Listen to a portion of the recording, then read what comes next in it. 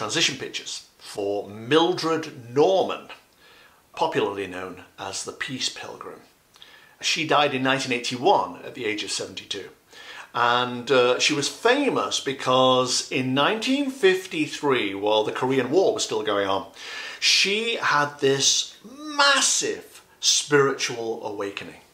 And apparently during meditation, she felt God's love surrounding her, that she was completely taken care of, that all was well. And because she'd felt that, she wanted other people to feel this sense of peace as well. And what she did was, she set off walking. And she kept on walking for decades, like 2.5 decades. Without money. There was no money on her. So if she couldn't afford food, she wouldn't eat. She'd fast. If she had no place to sleep, she'd just keep on walking until she found a place. It was bare bones living. But it was showing that all the stuff we accumulate in life and all the things that seem important really aren't. The only thing that really matters is our connection to the divine. That's what she was trying to prove, I think.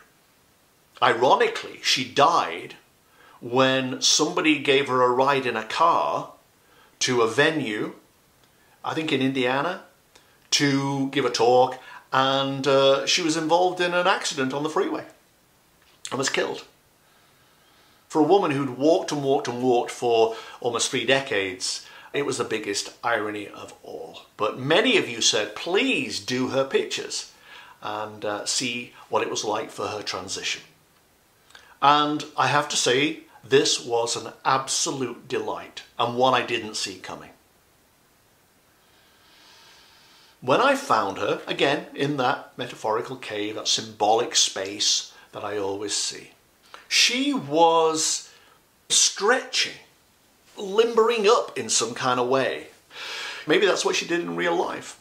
Or maybe whatever happened in the accident left her feeling like she had to get back into shape. But once she was done with that, and she stood and looked around, she had a smile on her face. She seemed delighted with the fact that she was here. In fact, as she walked around, she was humming and shuffling her feet. And I thought, maybe if I align with her consciousness, I can see what is going on in her mind. And when I looked out through her eye of consciousness, this bare cave that I always see was covered in flowers. Gerber daisies, I think they were. The whole floor was piled high with these Gerber daisies that she was wading through and loving the feeling of the softness of the petals. She made her way towards the tunnel that I always see, that leads to the light. But before she got there, and I was still in her consciousness, by the way, before she got there, she looked to her left. There was a proscenium arch, like you get in a theatre, with seats beyond and lights. And she stood looking out at this empty theatre. And she said to herself, it was all just a play. We carry out our role for as long as we're on stage, and then we leave and it's over. It wasn't a big life, but I played my part. I gave my role all I could. And now it's my time to leave. So I came out of her consciousness and just watched her walk up the tunnel, which she did with vigour, but humming and chuckling at this whole event. There was nothing in any way daunting. She felt that instead of metaphorical rock that this tunnel might have been made of, that it was made simply and purely of love, and that she was being embraced the whole way, and she was enjoying this. And she goes up, and there at the top is that normal chamber that I see each time with the dome in it of light. And she stood staring at it, almost overwhelmed and exhilarated by it. And I thought, she is seeing something that I'm not, isn't she? So I realigned with her consciousness to see what she was looking at, what she was perceiving from her perspective. And I don't know if I have the words to describe what I saw. Instead of the dome, in its place was this tower of streaming light, like a liquid rainbow, a multicoloured avalanche of glistening, iridescent light. And she went over and she put her hand in, almost like it was a waterfall of light, and she rubbed it over her body, over her chest, over her shoulders, over her arms. Oh, it felt so welcoming and so good. This was grace she was coating herself in. This was the simplicity of, in her terms, God's love. She was bathing in grace, with a wide openness that I have seen in very few others.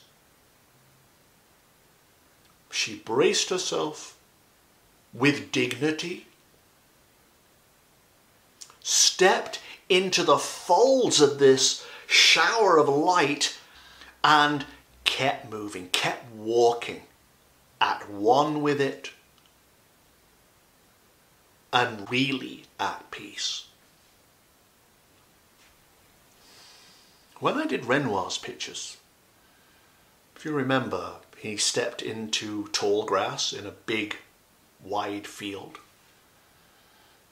Many people said, well, obviously we choose our end. It's up to us. It's a personal thing. We decide how we're going to go.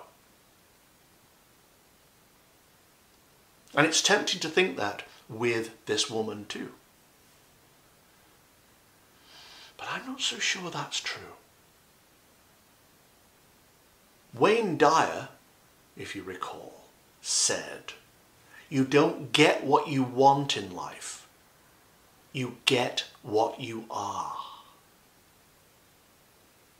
So in this context, you don't get to choose how it ends. You get an end that accords completely with who you are on the inside. If you are not controlling, if you are free of encumbrances, expectations, assumptions, attachments, as she wasn't even attached to money or having food or shelter or anybody or anything. If you are that unattached and your connection to the one, the everything, is complete, there is nothing to hold you back, to hold us back, from ascending in the most glorious, unencumbered way. It felt like a complete life. She didn't get what she wanted. She got what she was. And she knew, in life and in death, that it was all just a play. We're on stage for a short while.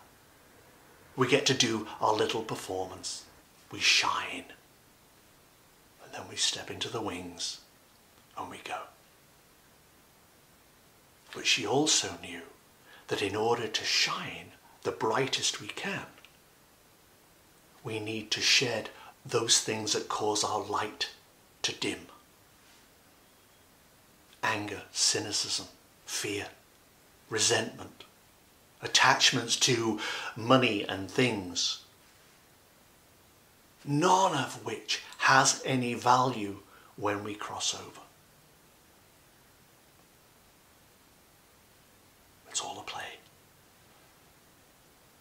None of it matters. Only love and inner peace matter.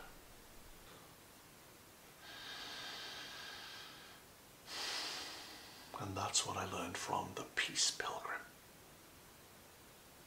Thank you very much for watching. I really appreciate it.